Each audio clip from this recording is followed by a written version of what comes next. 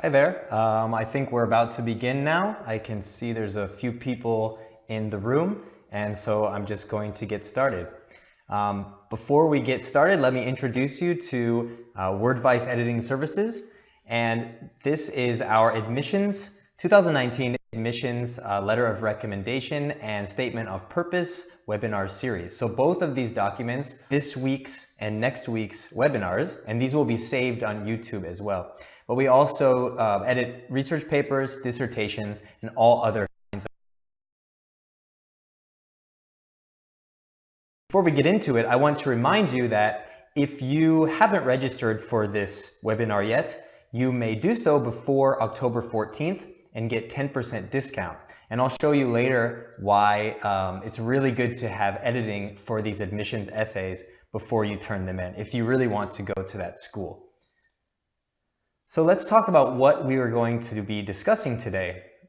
Today's lecture is about the statement of purpose, not the letter of recommendation. So please join us 1 week from today when we will be discussing the recommendation letters.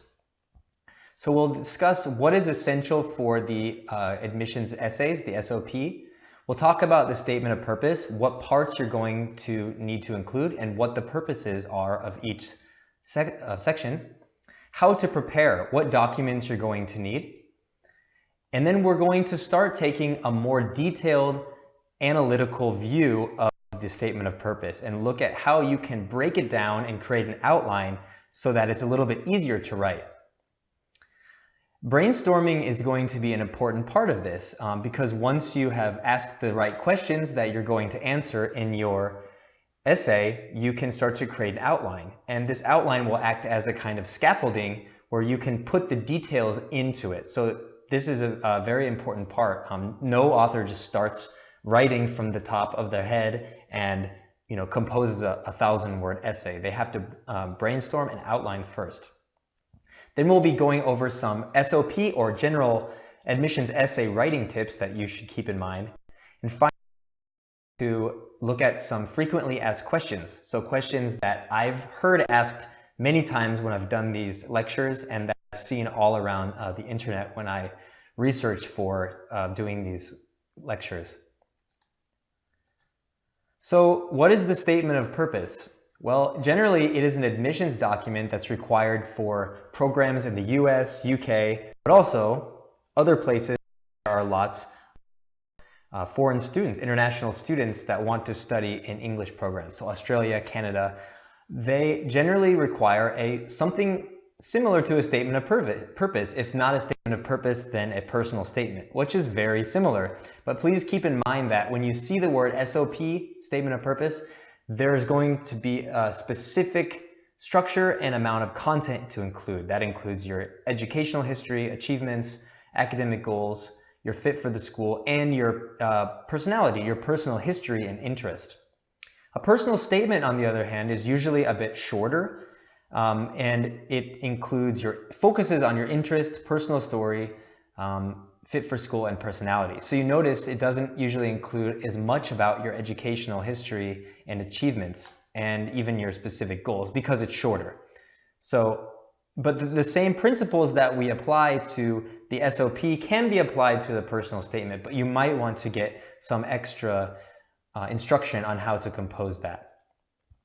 And then again, next week we'll be discussing the letters of recommendation, which usually are written by referees, such as professors or researchers, graduate students you've worked with. But we understand that a lot of international students, or people whose first language is not English, if they have referees who also are ESL, they often want the student to write it first and then they will check it. So we're going to show you how to make a stronger recommendation letter in next week's webinar. So today it's all about the statement of purpose. So let's get into it. Some questions you want to keep in mind first is, who should write the statement of purpose and what should it do? Well, again, this is for graduate school. So if you are here for college or looking at the Common App essay, there's going to be some overlap, but this is specifically for graduate school. So this is essentially going to expand on your profile and on your CV. So whereas your CV is bullet points, it lists what you've done, what your skills are, what your education is, what jobs you've done. This is going to expand on it, and it's going to create a sort of narrative, a story. So a lot of this essay is like a personal essay. It's not just a list. Keep that in mind too. You can start with the list, but you have to make a story out of it and show your personality and your interests and your goals.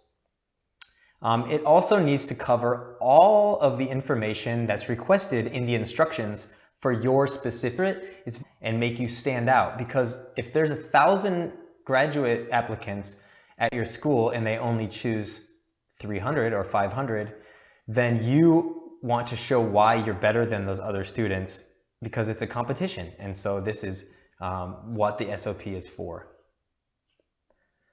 So this is going to be a little bit of the outline. So think about, from now on, think about this as a sections of the SOP. And there's no headings in the SOP, but think about these as paragraphs in a way. So you have the first paragraph or two showing your biography, showing your history, academic history and interests, and preparation for grad school, and reason for your interest in this specific program. Finally, if you have 2,000 words, you can talk a lot more about your academic goals specifically, maybe what your research project is about, what topics you're going to be studying specifically. If you have only 1,000 words, you may need to give a summary of these professional goals. But going into as much detail as you can will give the graduate committee an idea of how prepared you are. And then finally, you're going to discuss why you want to go to this specific school, why you are a good fit, and why the school is a good fit for you. So it's going to be in this general order. It's not mathematical. There are other ways to approach the SOP, but this is a good standard method to approach it, similar to a research paper. Another way to think about it is to answer some questions. So if you ask these questions during the brainstorming, if I read your paper, I should be able to answer these questions through the words and the writing in your SOP.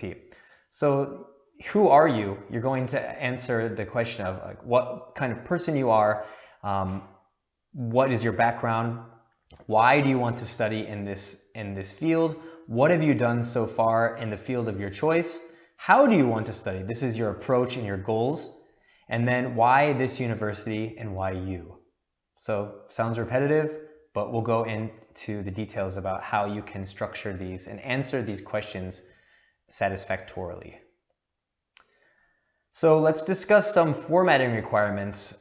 You can find these out again by looking at the graduate program webpage of your university, but the SOP is generally 1 to 2 pages in length. You should think about setting up your essay in a way that you're not spending too much time on any one section so that you fully answer all of those questions. So if you have 1,000 words to work with, you want to think about dividing that into 5 sections. So you're only spending 200 words on each. It's usually single-spaced with standard font. You're going to include your full name and the proposed field or study on top of each page. And again, these are general formatting requirements. If they ask you to do that, please follow these exactly, because that is one way to show them that you're focused, show the referee that you're focused here. Yes, so the golden rule is always check the program's website first, maybe print out the requirements and keep them next to you. Okay, we're going to skip the personal statements because, as I mentioned, you want to probably find another source for information about the personal statements. So let's break the writing process down into steps. So step 1, you're going to gather relevant documents, information. This can include transcripts, any papers you've written, your exam scores, publications if you have any, if you're applying for a doctorate program, your CV, any honors. And the reason you're gathering these documents is that it's impossible for most people to remember all of their achievements, what years they achieved, what order. So by having the documents or at least writing down the important information from the documents, you can put these into your SOP as you create it. You also want to include any professional activities or clubs that you belong to that are relevant. This can mean research that you did between your graduation for your bachelor's degree and entrance into your master's. You can discuss your senior thesis or related fieldwork. And as you probably can tell already, if you're a very accomplished person with a lot of these on your plate, you cannot include everything. So by listing these all out, having the documents all together, it will give you a good idea of which is most important, which you can put in and which you can probably leave out. Okay, so step 2 is to put these documents in the right order and to brainstorm each section by answering these specific questions. So try to write these questions down and answer them naturally, and then we'll discuss how to make paragraphs and sentences out of them. So when discussing your professional interest, this is how you want to start the SOP. Answer the question, what most interests you about this area of study? Why are you interested in this topic, in this area? When did you first start to show an interest? So as you can see, it's like an interviewer asking you questions, but there's no interviewer when you write an essay. But the answers are really going to drive that story about yourself and why you really are on this journey entering into graduate school.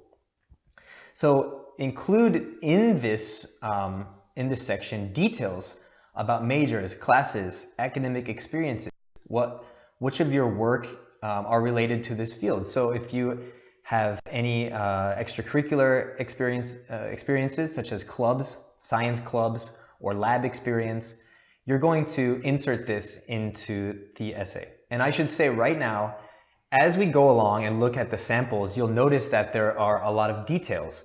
You don't see students with good SOPs who just say, I excelled in my programs, I got good grades in math. They actually name the course programs. They talk about the specific areas that they're interested in. And this is the sort of mind that a graduate student has, right? They're specific. Scientists, researchers, academics are very concrete and specific. So always think about details, details, details when you write. What work have you published or written? Which awards do you have? And again, if you don't have awards, if you haven't published, that's okay. This gives you a lot of options. So if the answer is, no, I haven't published any work, then think about other things you've done. What clubs are you involved in? What classes made you interested in biology or whatever area you're going into? Next section is what are your short-term and long-term goals? A short-term goal means what are you going to get out of the next 2 years of graduate school? Long-term goal is, it could be how do you plan to transition to a doctoral program?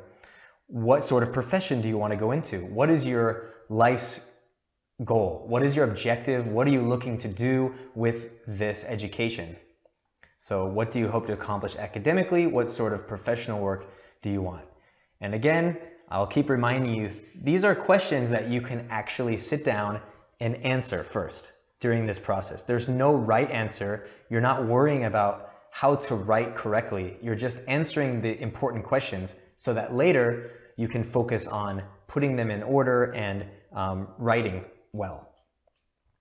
A few more questions. So if you have recent research or professional activities that you've been involved in, that's important, right? So if you want to discuss work that you did when you were an undergrad 4 years ago, if it's very relevant, go ahead. But if you have more recent work that you've done, you could spend more time on that because that obviously reflects what you've been doing these days or more recently, which is more important to the graduate faculty. And finally, the last section, a lot of applicants I see tend to skip this, but you want to answer, why are you interested in this university?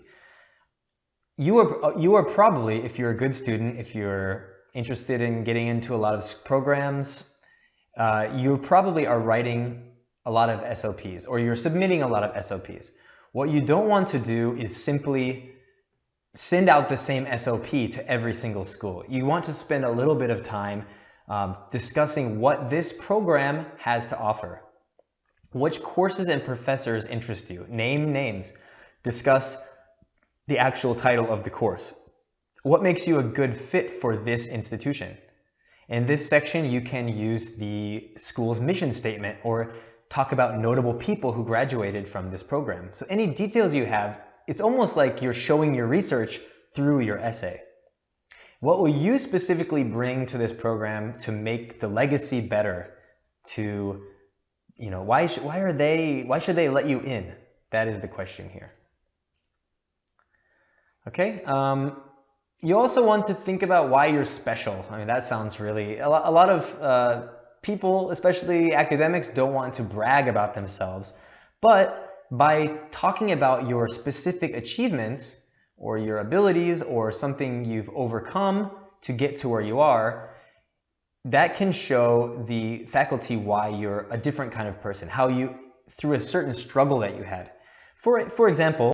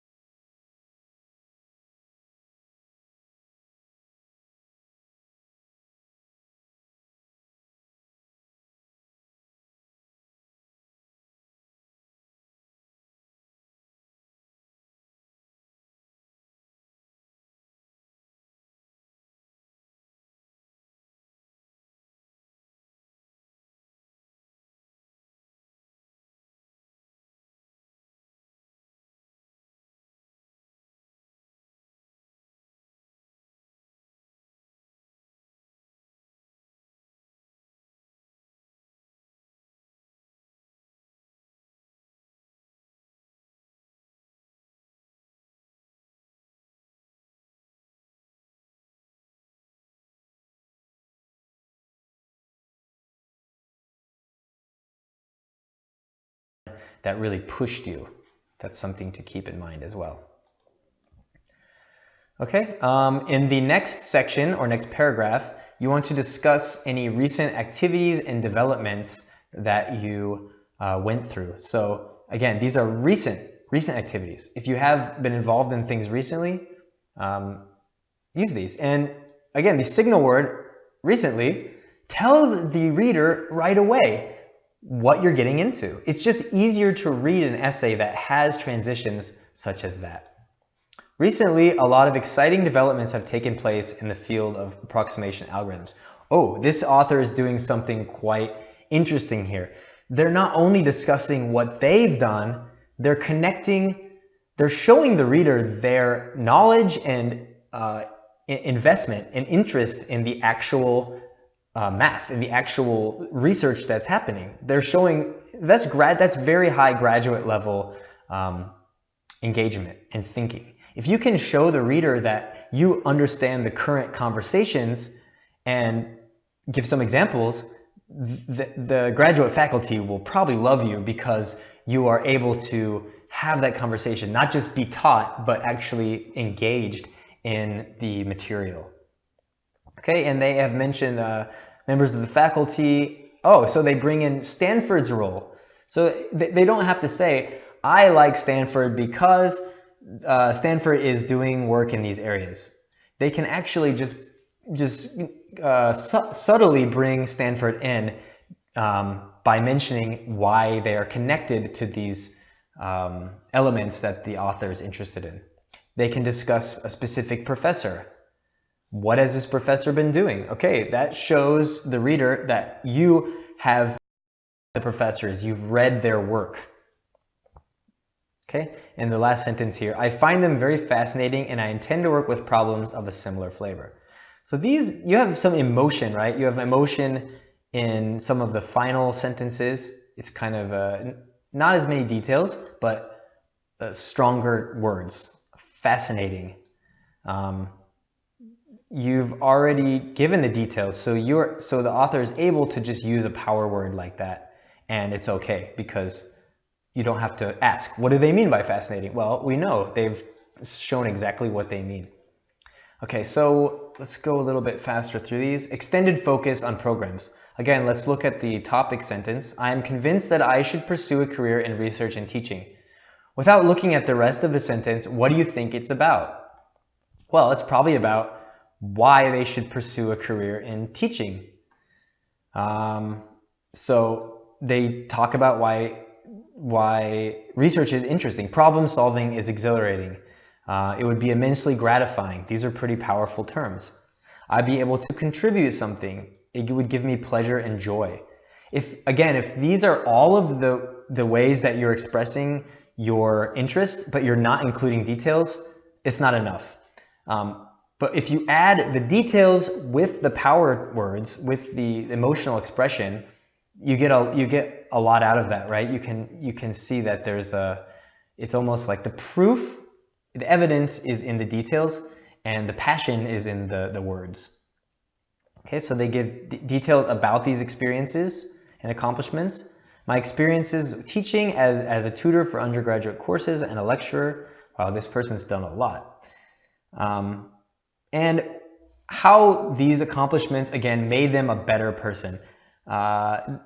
It's shown that they have the capacity to make the commitment and accept the challenges of a career. So here's a long-term goal that's just put in here subtly again, and showing that they're ready for this kind of program at Stanford.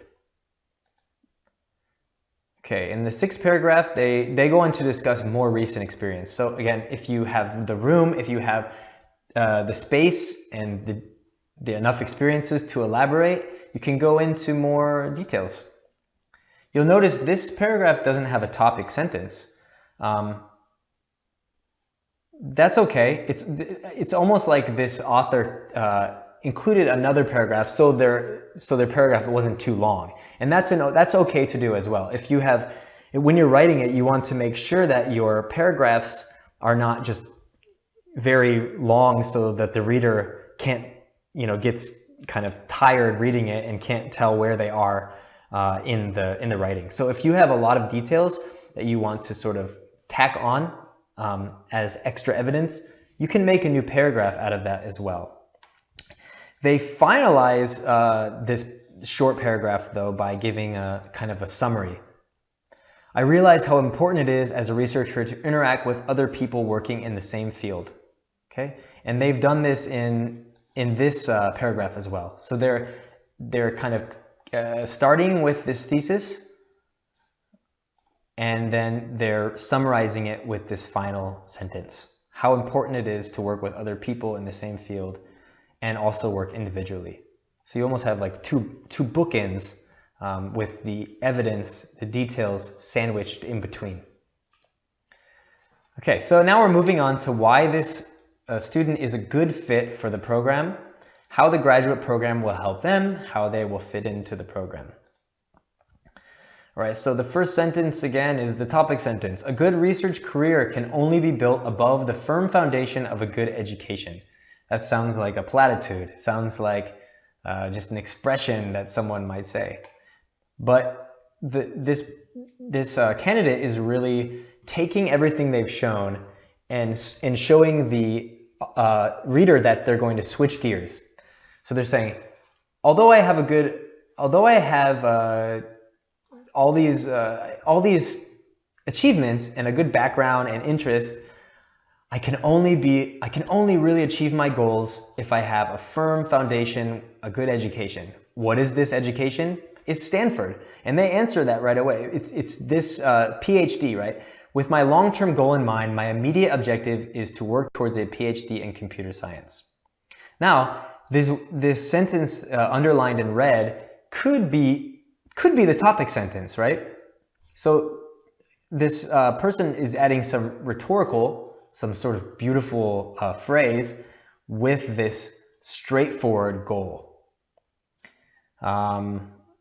So you're going to notice that Stanford is being mentioned here a lot. I would consider it my privilege to be able to pursue my doctoral studies at Stanford.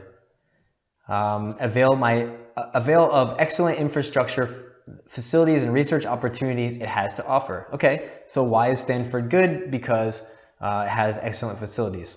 I'm sure that stimulating academic environment and interaction with the distinguished faculty at Stanford will provide an immensely fruitful and will prove immensely fruitful. So you have a lot of power words here, and you have the institution. Some students will just say, I am excited to study at your institution, blah, blah, blah, your institution, blah, blah, blah. The author might know their institution, but they might ask, do you know the institution? What institution are you applying to? So if you repeat the name enough, it's sort of a subtle psychological mark and trigger, and it lets them know that you're focused on the specific school and program. And I would actually, the only criticism I would make of this SOP, this author may spend a little too much time discussing the details of their background and their goals, and perhaps they could spend another paragraph just going into detail about how Stanford's program specifically will help them. What professors? They have mentioned that in the past, but it could be better to talk more about the program as well. So here's the conclusion. This is the exclamation point here. Commitment statement. You're committing yourself. You're staking your claim. So this is very rhetorical too. Having decided that I will engage in the pursuit of a career in research, I'm fully aware of the implications. What does that mean? Oh, what it's going to take to survive and thrive as a researcher at Stanford. I'm aware of the kind of dedication, resilience, and resolve that it calls for. I feel that I am adequately prepared, both in having the technical qualifications and having the right mindset for doctorate level work. One more time, I will say it, this is really great, but it's not enough on its own. You need those details that this author has put in before. It's like little seeds that they've planted so that when you read this paragraph, you know what they're referring to. I'm adequately prepared. Oh, how are they prepared? Oh, they did this Olympia triad. They tutored. they did their own research, they've studied the professor, they are prepared. You have to have that proof behind these kind of statements. Okay, and the final sentence, right? I look forward to a long and mutually beneficial relationship with Stanford University. This is fairly standard template language. You could take this and put it in your essay and change the university if you want to. It's not the most important line, but it's nice to have this exclamation point at the end of your essay. Okay, so let's look again at this, actually let's take a little break. This is going to be about 45 minutes to an hour. I don't actually have a clock, so I can't tell how far into it we are right now. But voice is getting a little tired as well. But if you, let's look again at the detailed outline, the organization. We had the hook, the segue, background, classes, professors, extracurricular activities, etc., etc. And let's see another essay that answers the questions and actually we'll break down the essay into smaller parts and we'll actually try to create it ourselves using the questions that you answered in the brainstorm. Okay, so this is a hypothetical situation. I actually created this, this student's profile. This is not a real SOP, so it's not going to be perfect. I haven't spent a lot of time polishing this as you will and making it personal because it's not my story. But you'll see that it follows the same structure. And structure is very important. So they start with this introduction and intended program. So here's the student's details. They want to go to NY.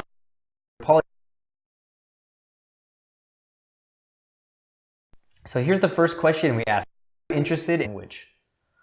Okay, so that's a good way to answer it. You're not explicitly saying, I'm interested in this.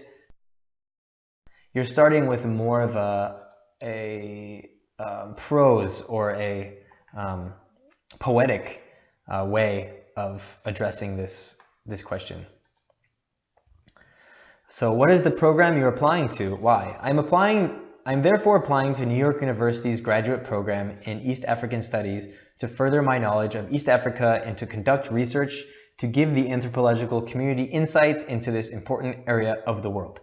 Now, again, this is the first paragraph. These are not separate paragraphs. So when you combine these, you start with an interesting introduction that tells the reader something about Africa.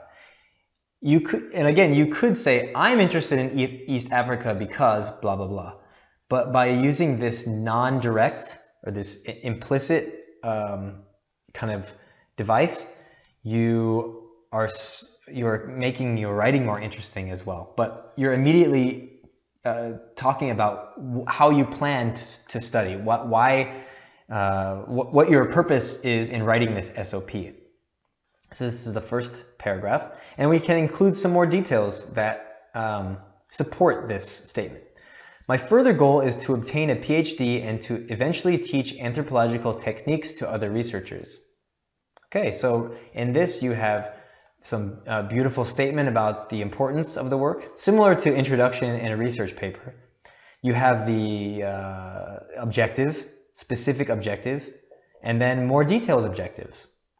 So this can be your first paragraph. Okay, and these parts underlined in red are sort of template language. Again, you could apply this to your, signal phrases, which you could think of as a template.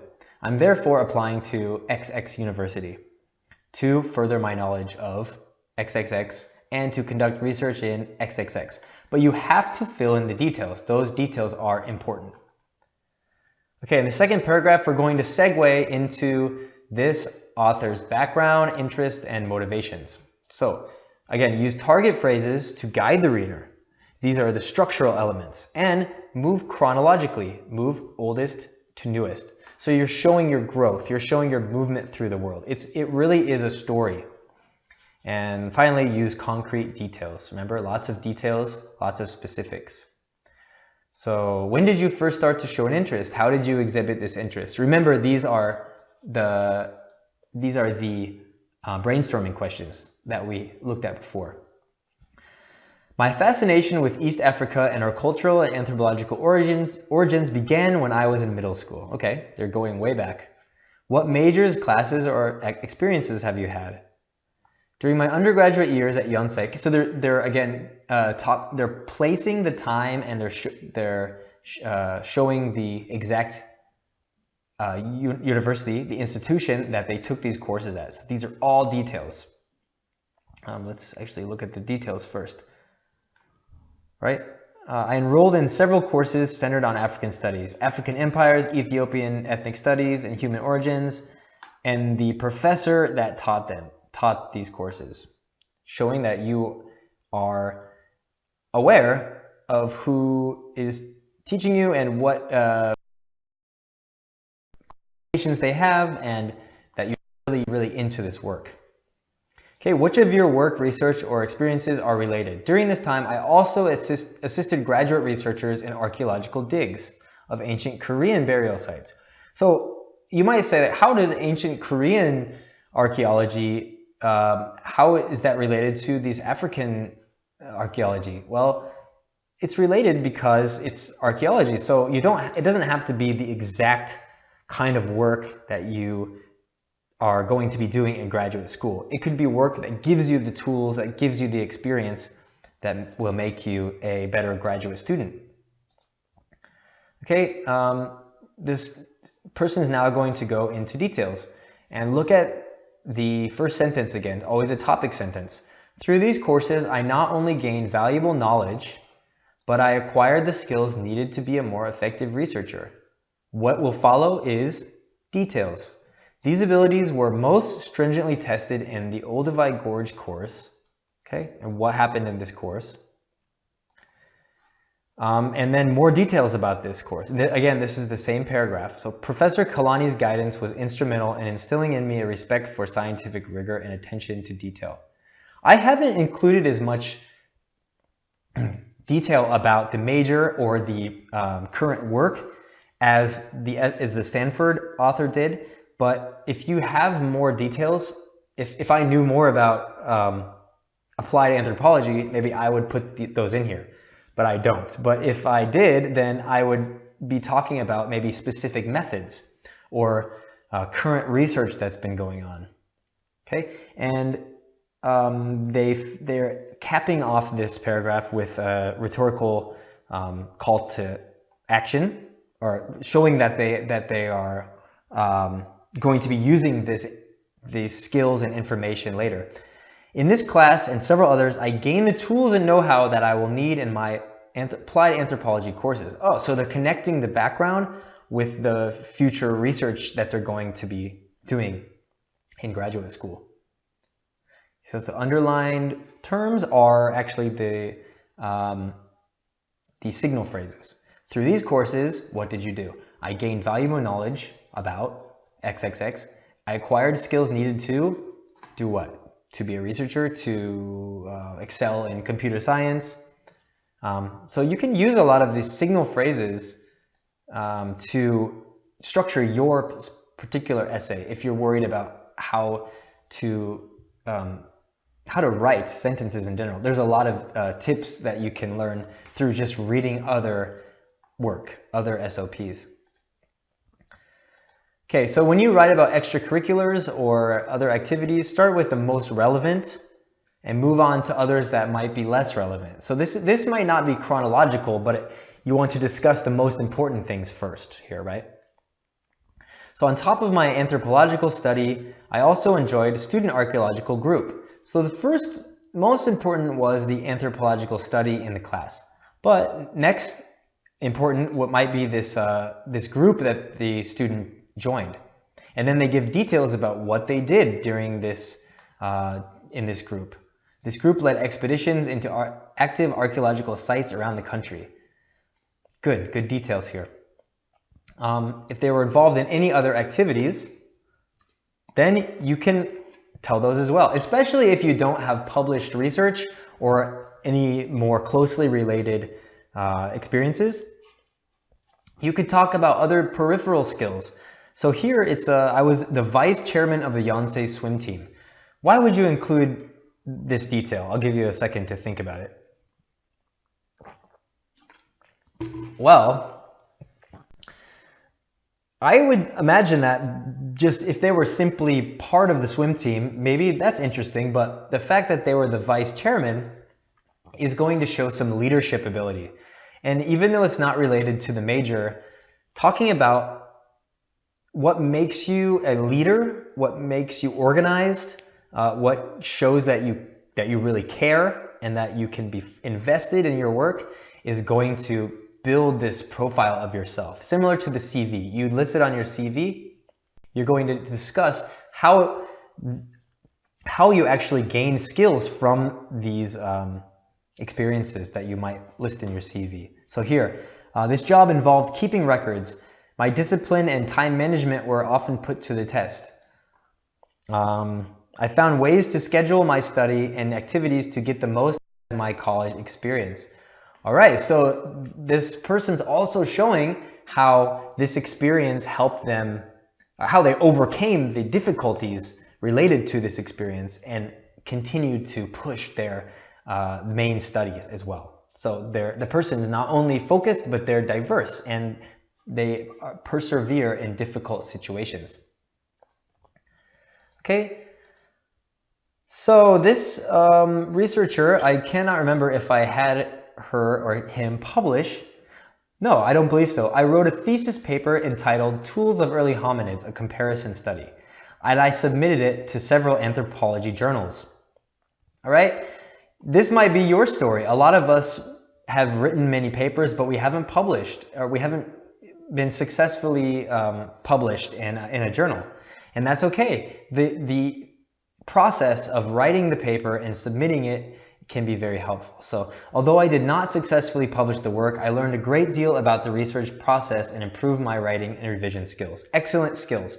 So this person is showing their skills from the swim team, their organization skills, their ability to actually write the research paper and to submit it and to go through that process.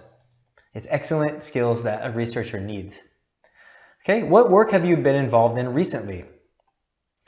So again, this person hasn't published, but what have they been doing? Recently, I've been independently studying anthropology in journals such as the Journal of Anthropology.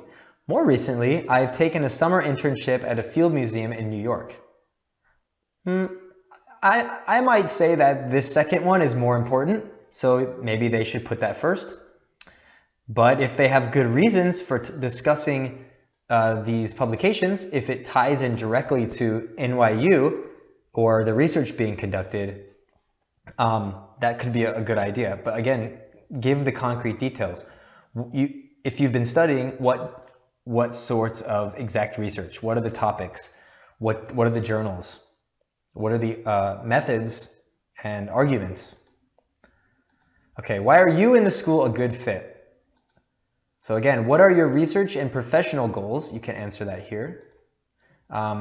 And how does NYU help you achieve them? So look for NYU here. Okay, we can see right away, NYU Graduate Anthropology Program. My years of anthropology study have taught me that it takes more than personal interest and independent study to become an effective researcher.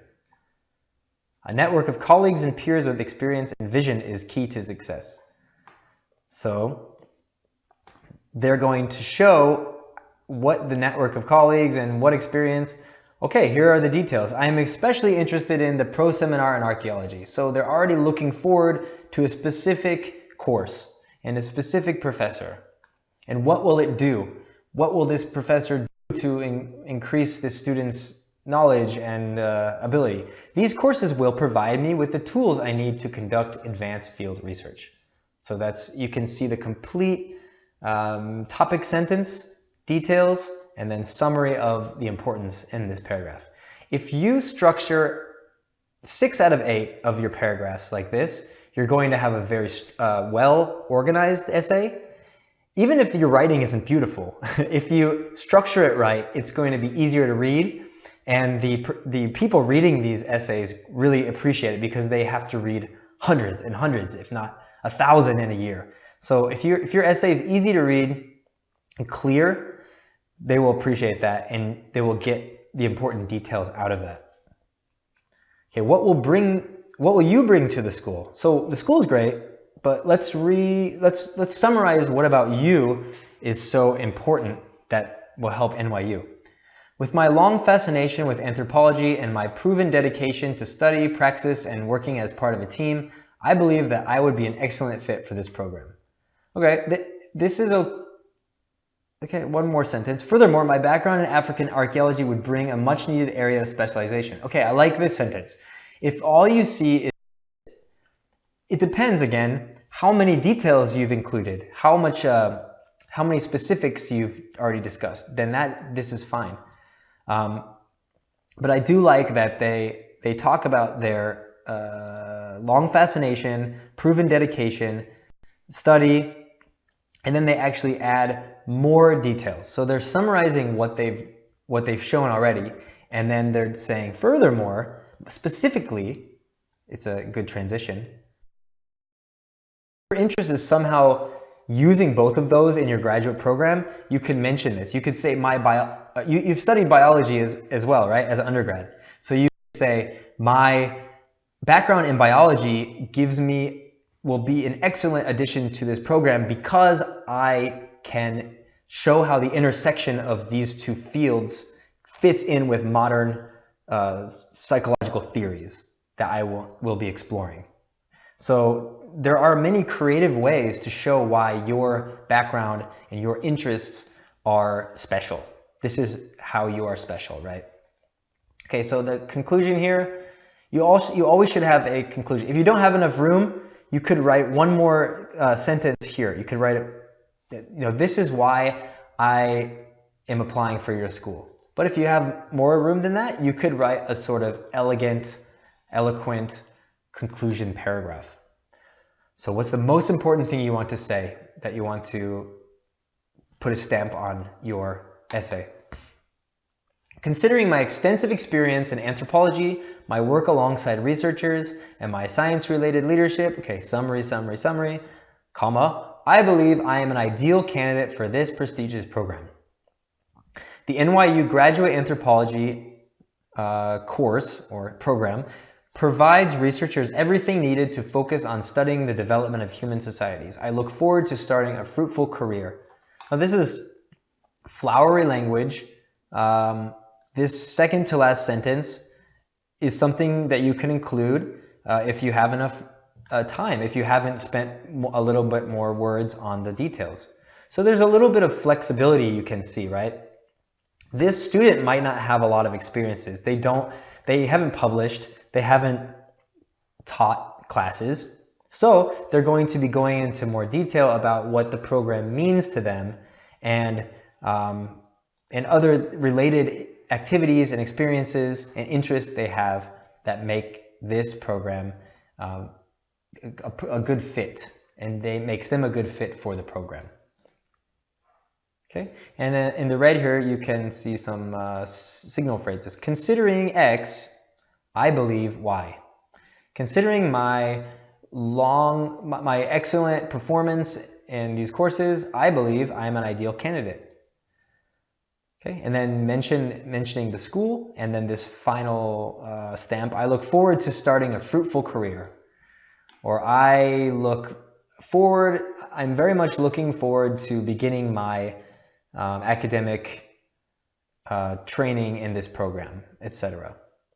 This is not the most important thing to craft, but it's a good thing to include to sort of put that final nail in your essay. Okay. Okay, so we're going to go into some things that you need to keep in mind. It's not exactly brainstorming, but you want to make sure you include these elements, right? So using linking phrases at the beginning of the essay to mention the school. We discussed mentioning the school. How do you actually put that in there? Well, you can discuss what your passion is, what your interest is, and use these underlined signal phrases. Now lead me to seek out the opportunities of this school. So instead of saying the Rhode Island School of Design is really excellent and will feed my passion, you can use this as a sort of template. My passion for X now lead me to seek out the opportunities at Y school, at this school. Here's some more ways. And I said that at the beginning of the essay because we'll show some more that work better towards the end. Rhode Island's MFA in design is one of the most lauded in the country.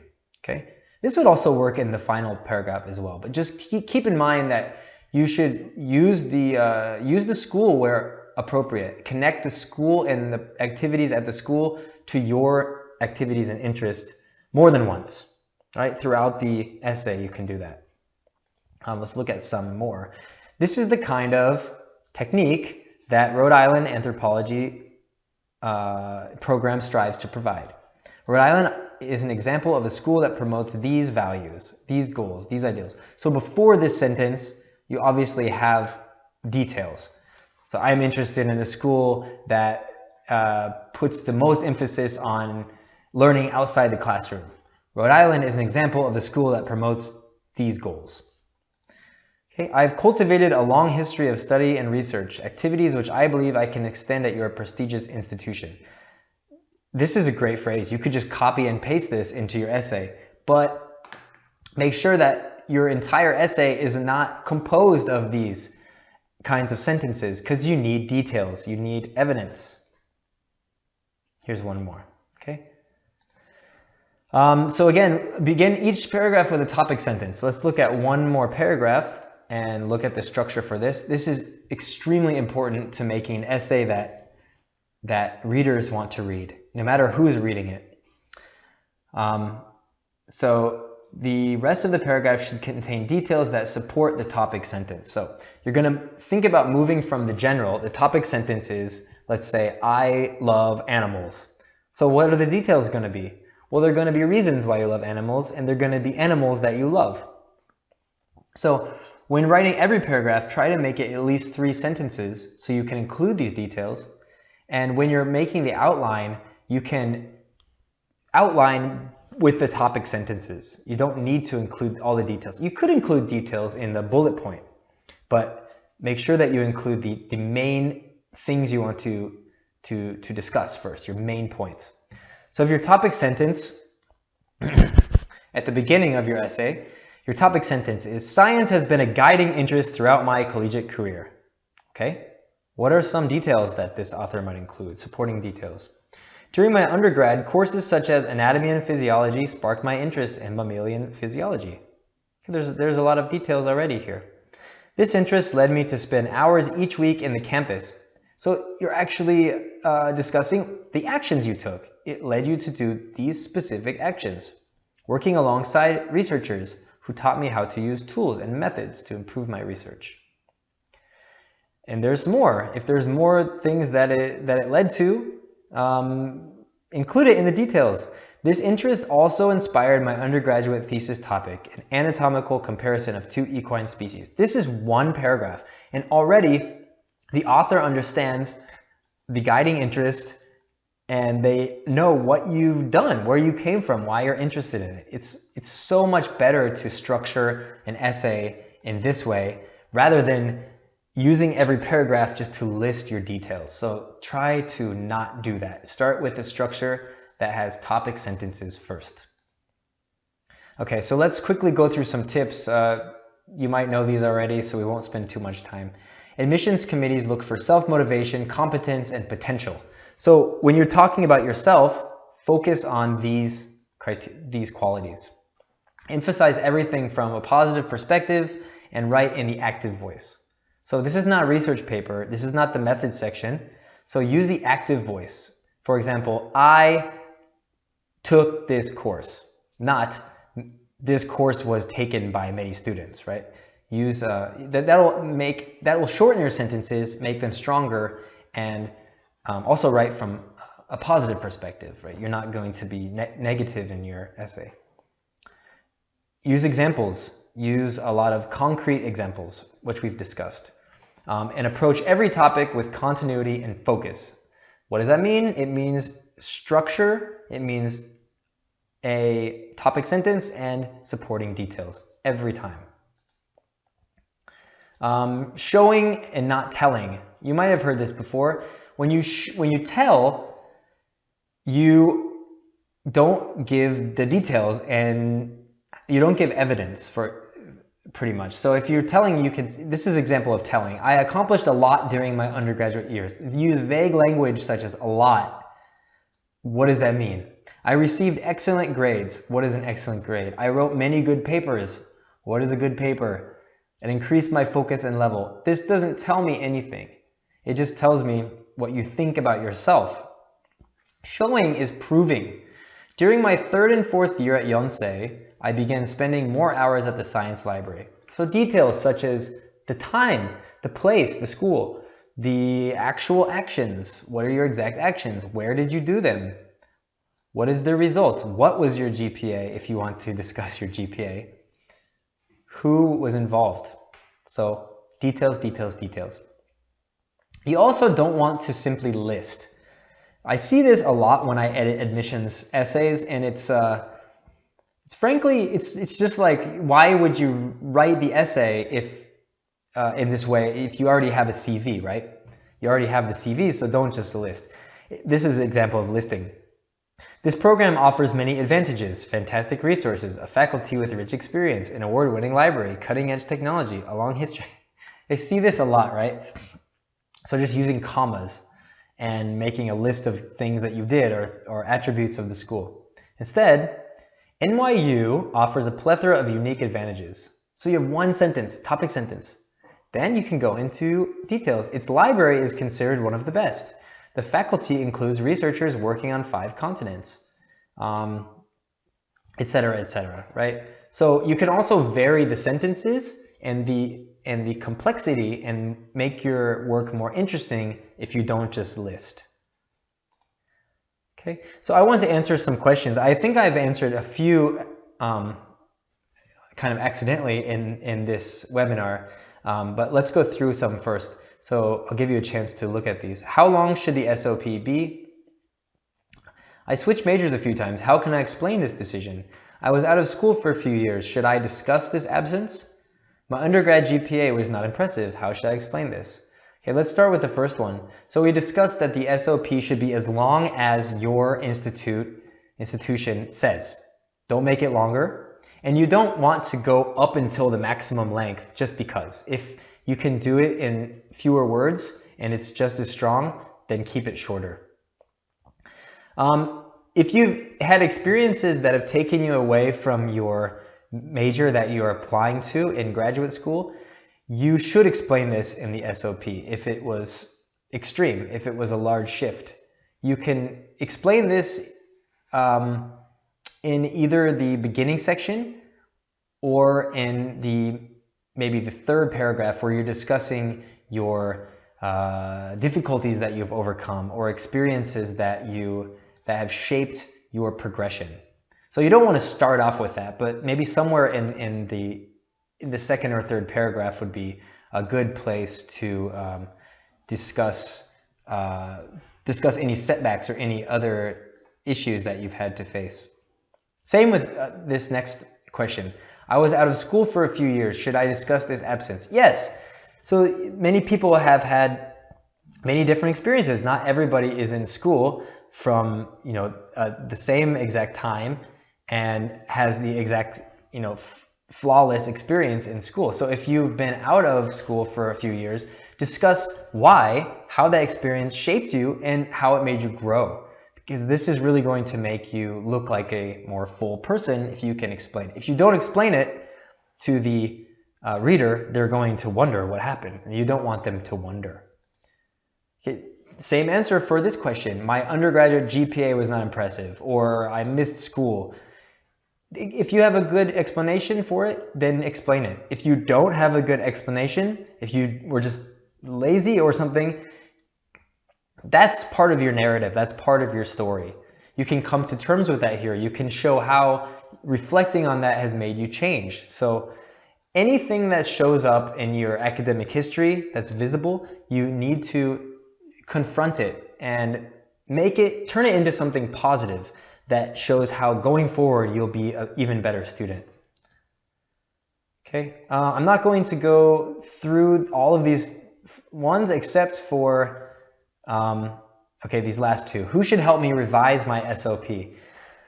It's better to have somebody who is in your line of work and someone who is, well, it's similar to a research paper, someone who's maybe at your level or slightly above your level, and someone who has a good grasp of this process, who's written SOP before. So I would suggest someone who's perhaps a native English speaker, and someone such as a professor or a reader who has read a lot of these admissions essays. Finally, do I need to get editing or proofreading before submitting this document? My answer as an editor would be absolutely. Even if you're a native speaker, it is really helpful to get an outside opinion and to have somebody show you where to strengthen this, to strengthen your writing. That could include content, structure, flow, style. There are so many elements that that can be improved, and proofreading is invaluable, and style editing can help your work be even more compelling. So just looking, I want to show you on that note a sample admissions essay edit. So in this sample, you can see that this is just a passage. It's not the entire essay. It's not the same length as an SOP. But even in one that's this long, the edits look like such. And some editors can do even more. Some of our editors even will do more editing on the level of the sentence. So if your writing is not natural, you can request that the editor make your work keep the same meaning, but make it more natural. So they might write it in more natural English, using expressions that are up to date and also more academic, just to make you look a little bit more capable. Okay, so I want to leave before we finish our webinar, if you're still with us. If not, you can come back and watch this anytime, no problem. Just to remind you, we're going to have one more webinar in a week on October 14th at the same time. It should be quite a bit shorter, but we're going to focus on what you need to include in the recommendation letter as well. But if you're interested in how to write the SOP and other tips for specific SOPs such as Stanford, how to write a personal statement, and other tips that you might need for MBA admissions, etc., we have a lot of resources on this admissions resource page. They're all free and you can find them on our website. So until that time, I'm going to go drink some water, and thank you very much for sticking around, and feel free to send us an email and to get in touch with us at Wordvice. So thank you very much and happy writing.